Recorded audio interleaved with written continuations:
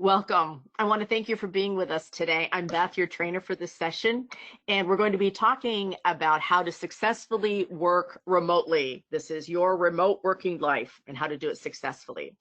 We'll talk about change, transition, and upheaval. Of course, all this is going on right now.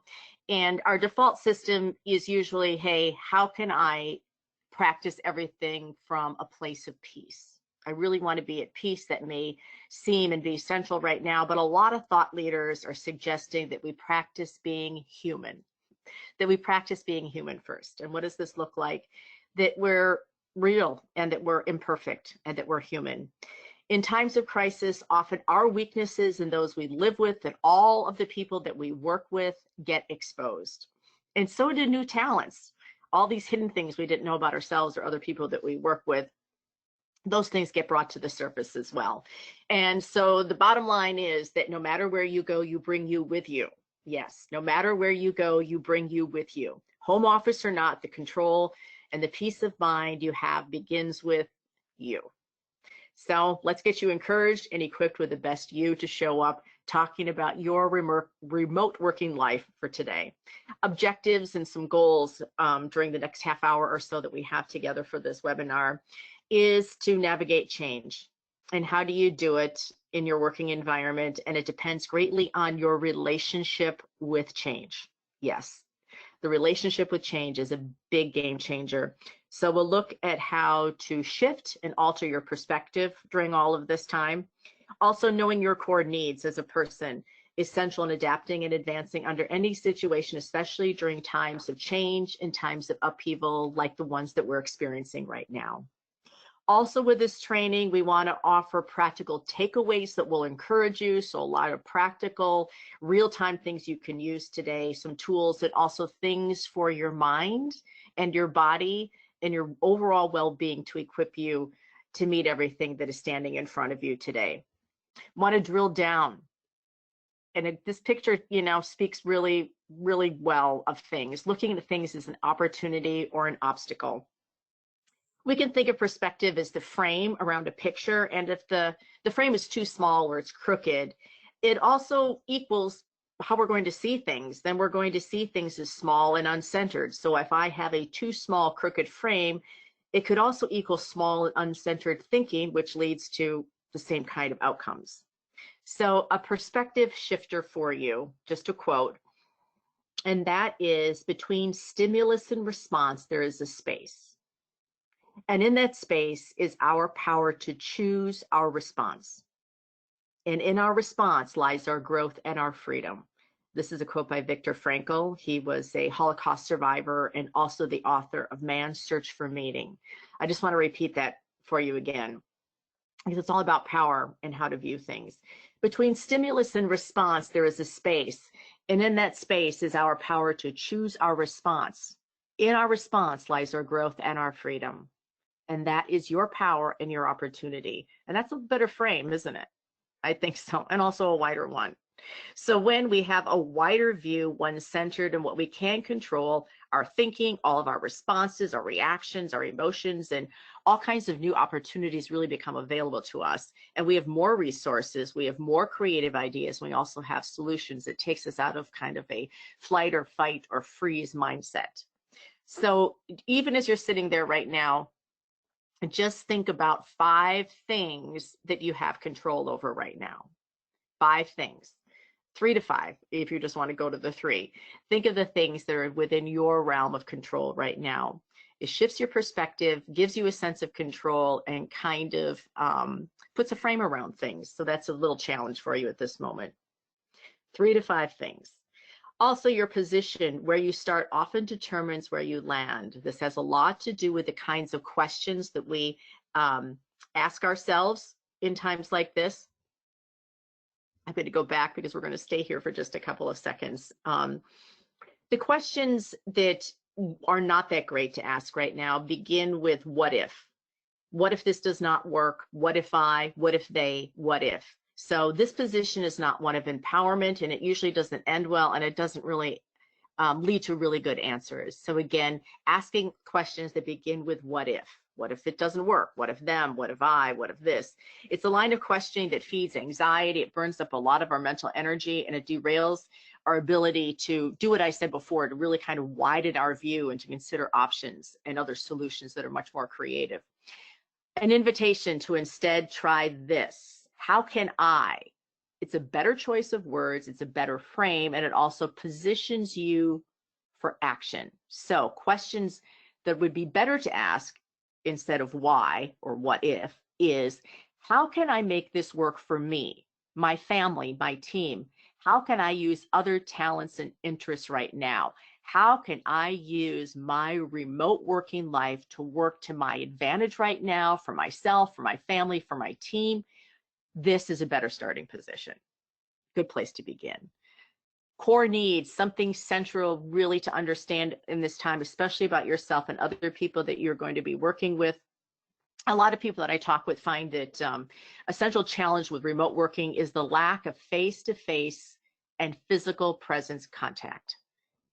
Because of the distance, because of some of the gaps in between, we can forget that we're human. We can also forget that whoever is on the other side of the screen or on the other end of the chat feature is human as well. So when responding, when we're interacting, and we're also, asking any questions or doing any follow-up work, we want to keep in mind that every one of us has a need to be valued as we are, as a person first. To be valued as a person first. Each of us wants also to bring something of value to a meeting, to a conversation. We also want to have it heard and, if possible, validated.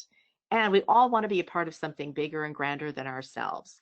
To repeat, we want to be valued, first of all, as people, then valued for the things that we bring, the talents, the ideas, the thoughts, to have them heard and validated, and also to be a part of something bigger, grander, a bigger part than us.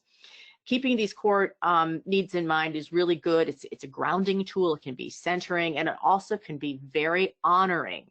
Practice it first with the person in the mirror. Practice it first, and then it will spread to the other people that you have in contact with. Good way to do all of this is with encouragement. It's kind of the atmosphere you want to carry with you in no matter what kind of language you're using, especially when you're talking with yourself. Encouragement or encourage means to speak good things, memorable, lasting things into the heart.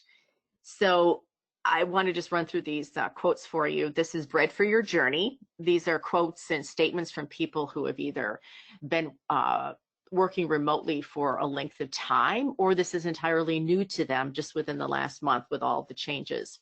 One person said, I take a shower and I get to my desk and it's wonderful. It's very empowering to do that. Another person said the benefit of remote working is fewer meetings. I'm just not as distracted. I'm not getting pulled into all these kind of things. We have to be more strategic with meetings. Other people have said, hey, if I've got an option, I'm going to pick this moving forward. I've been waiting for a change, and now this is the way to make it. So this is some things that would be encouraging, that people are saying, hey, that this is a good thing. This is the way that I'm making it work for me. Encouragement. Also with all of this is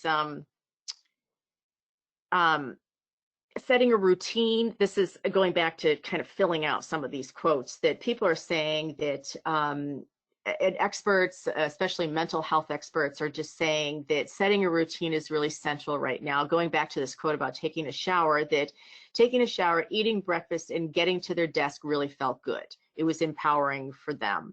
And also people saying, fewer meetings, this was a good thing. I'm thinking most of us can definitely relate to that.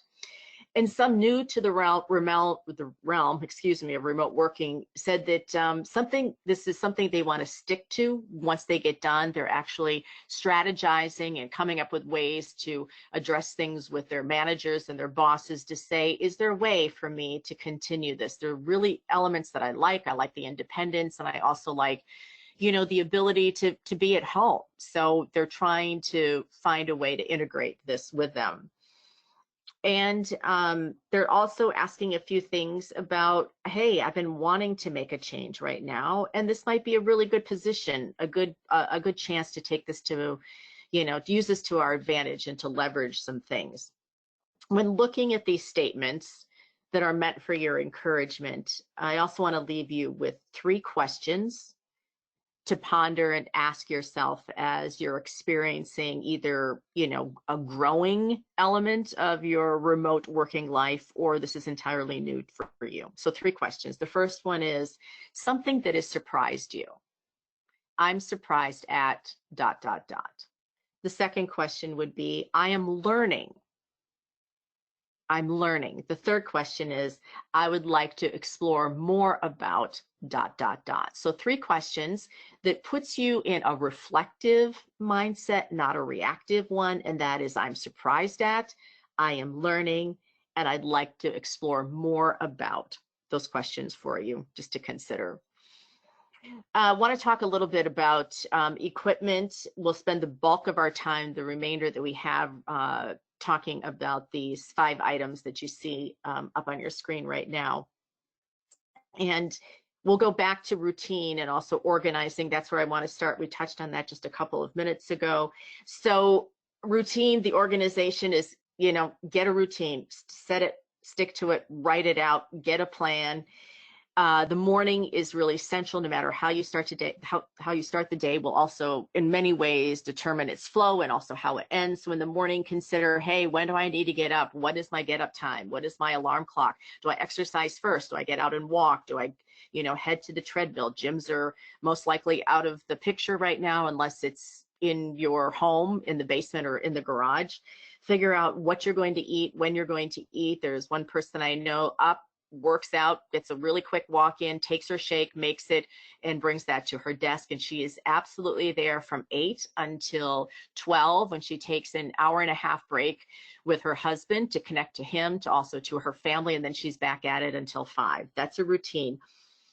And then in the evening, also take a chance to reflect. How did you feel? Maybe set up some accountability, what worked during the day and what can you tweak. So AM routine, central, about how to get going. PM routine, reflect. What worked, what didn't, how can I adapt, and how can I change and make things better for tomorrow? Also, a quick note for you from a lot of people doing this right now, that working in the bathrobe or a bathrobe for an hour or so is really not an option, and it doesn't end well. They say it's a really slippery slope.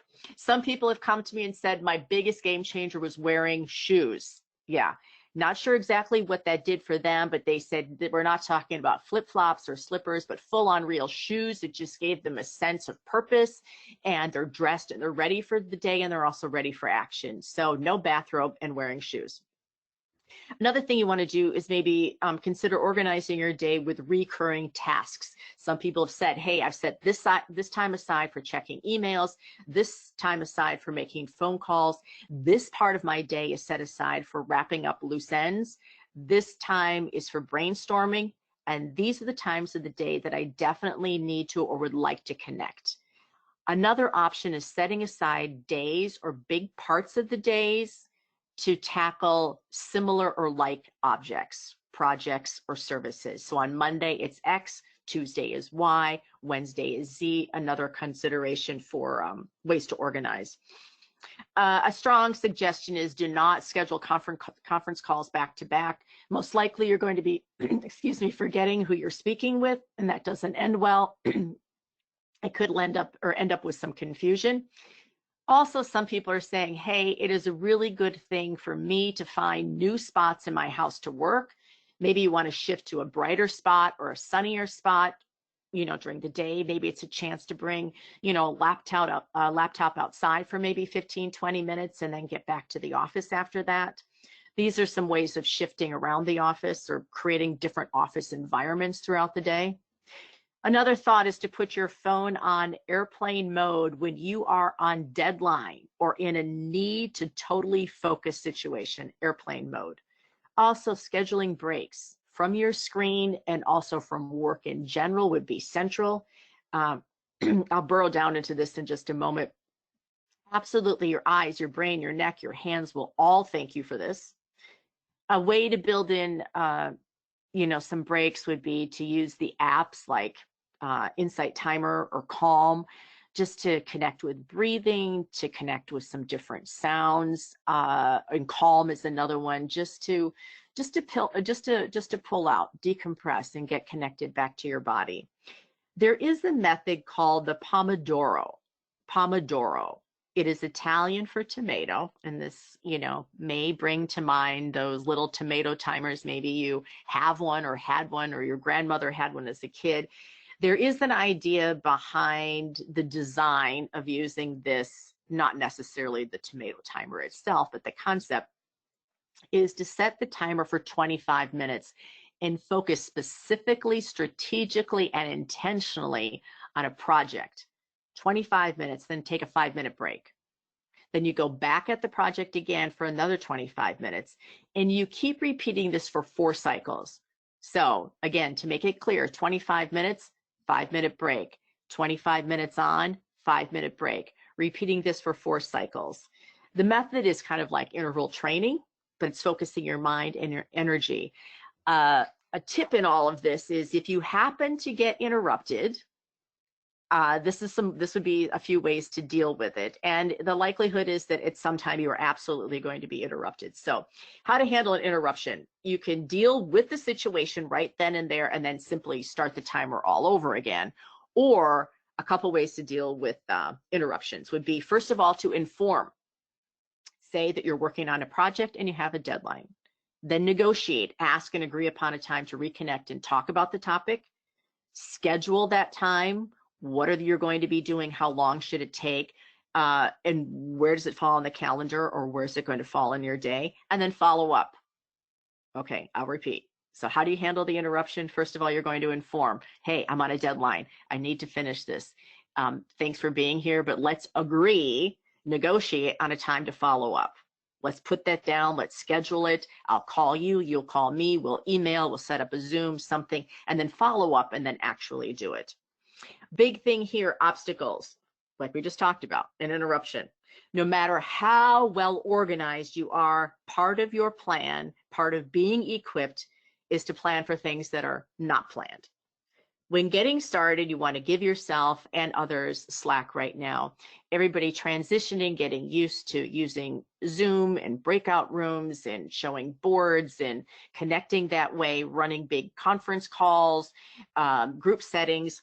You're going to have to maybe put up with, the random baseball cap that shows up, the cat that wanders into the screen or walks across the keyboard, and family members unexpectedly dropping in, saying hi, wandering in during a recording, all that kind of thing. So just give everybody a pass for a little while.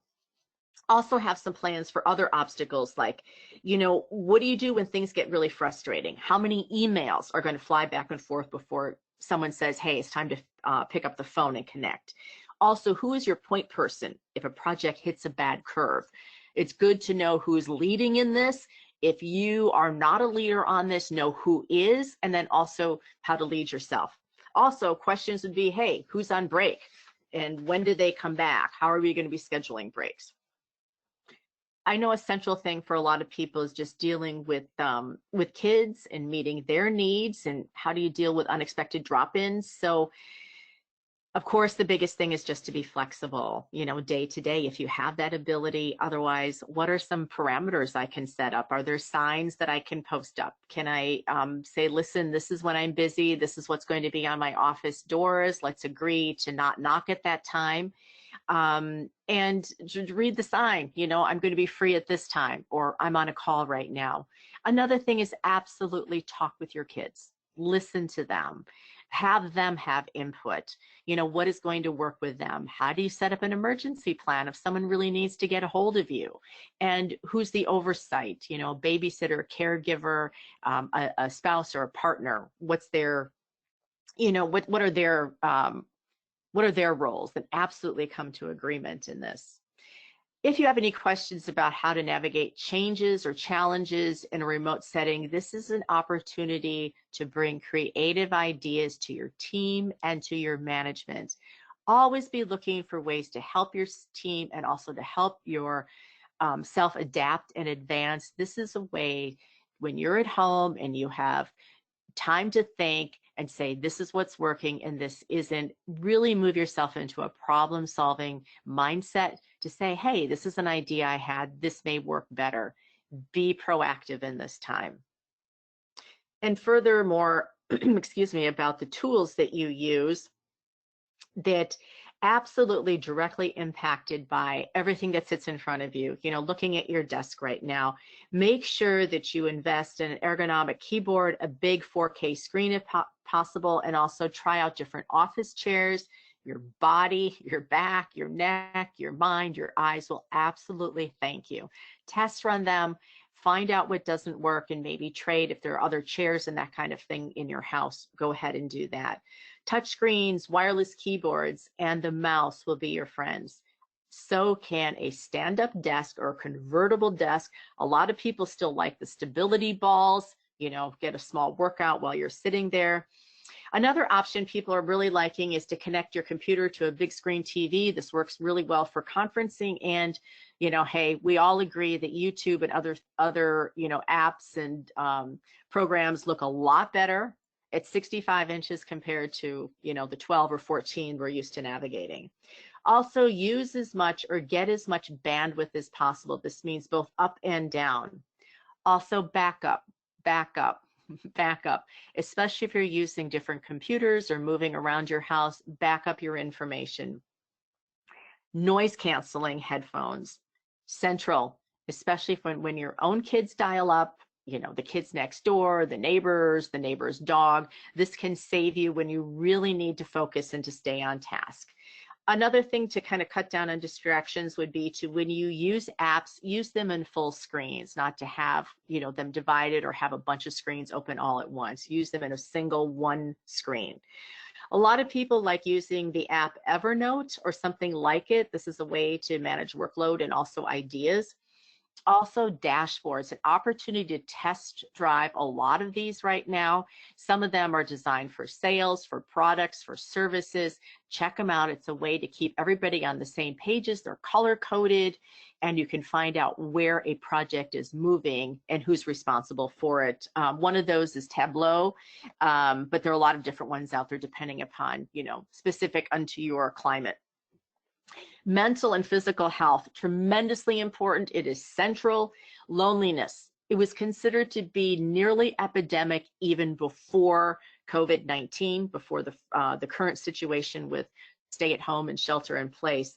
Feeling isolated is a reality, and it is a much stronger reality for some people than others. So definitely know yourself. Need to know yourself about when you need to take breaks, when you need to get out for a walk, maybe when you need to connect to people on Zoom or something else. When do you need to get outside? You know, stand in a patch of grass and look at the sun for a while. Build this into your routine. Healthy work cultures also realize that the small talk is still big, that small talk is still big. This is a chance to get people to connect. You can use, you know, virtual coffee breaks, lunch breaks. You can start with a question, a quote, or a short story at the beginning of every meeting. People want a little bit of levity. I have seen people absolutely connect on a deeper, more human level because they have to confess, listen, is my dog bothering you? Can you see this? You know, I don't really know if I want my video function on right now. So the small banter that we're used to, you know, in the hallway, in the cubicle, in the break room, this idea of virtually connecting and building in the small talk is a way to stay connected, and use it for yourself, or if you want to encourage your team to do the same. And as we said, use some Headspace apps, Insight Timer, and things like that to take a break. Another a strong thing in a perfect world, it would be not to sleep in the same room with the electronics, to have all of your office gear stays in there, including your phone, router, anything else. Each electrical device tosses out a different frequency. As human beings, it's just part of quantum physics. We're made up, you know, a frequency. So just think about everything vibrating in your house, including, you know, appliances and lights. Try to make your room, your bedroom, more of a sanctuary that's hidden from all of that, so that that you're able to rest. Also, another major challenge is dealing with shutting down. You think, hey, it's easier for me to walk out of the office at 5 o'clock than it is for me to shut down my computer and walk 3 feet to dinner, or get outside. So refrain from taking the bait of just one more call, one more paragraph, one more chart. Feeling overwhelmed can be a symptom of simply not setting some strong enough boundaries. So Set up your time about when it really is quitting time and stick to it. Also, don't set up your computer in the kitchen for obvious reasons. Keep food in the kitchen, not at your desk. Take breaks to refill water and move. A lot of health complications can be traced back to poor sleep hygiene and dehydration. Two biggest pitfalls for keeping our health in a really, really good place would be not sleeping well, not practicing good sleep habits, and not drinking enough water. Scheduling a gym break, again, this is obviously not for big, areas right now. Your home gym, how can I get there? How can I work in some sort of exercise?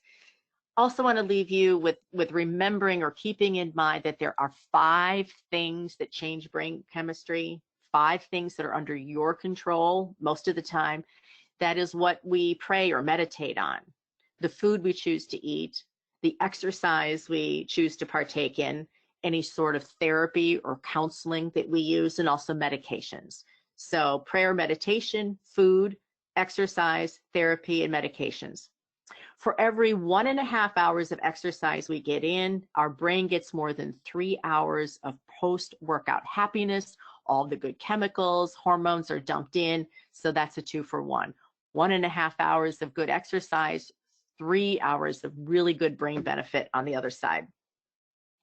Also, as you're getting kind of in the groove of working at home, take time to be proactive with bosses and managers. I suggested this or alluded to it just a couple of minutes ago. Ask for training on apps and devices that are new to you, and just say, this is new. I want things to go well. Or ask a team member. It's a great way for team building right now. Get to learn new strengths of yourself. These are some things I didn't know that I had. I'm going to use these things. Also, call it out in your team member, in your coworker. Hey, I didn't even know you could do that. That's great. That's a real asset right now. And also, just in a legal realm, I want you to be aware, even though that you're working from home, all of the same employment laws apply as though you were actually in an office space. This comes to hours, this comes to safety, this comes to harassment and also discrimination. Become familiar with those laws, the legal realm, because even though you're at home, all of those things still apply. And yes, as we spoke about at the beginning, kind of all of this training is to become more familiar with everything around you. We're here, to help you. We're here available 24/7, information, up on your screen right now. But to remind you that that people, no matter what the situation, it's people. It really comes down to people and the relationships that we have. That is at the center of every action, every choice that we make right now. Going back to what I had said, that each of us wants to be valued. We want to offer something of value and to be a part of the bigger story. So Life Matters is here. Info again up on your screen. Wherever you are in the journey, we're here, to answer any questions regarding this training or anything else that is a need or concern right now, 24/7. And again, just to reflect again, what are the 3 to 5 things that I have control over right now? Position yourself with growth or change. And remember the quote from Viktor Frankl, that between stimulus and response, there is a space. And in that space is your power to choose your response. And in your response lies your growth and your freedom. So thanks for being with us today.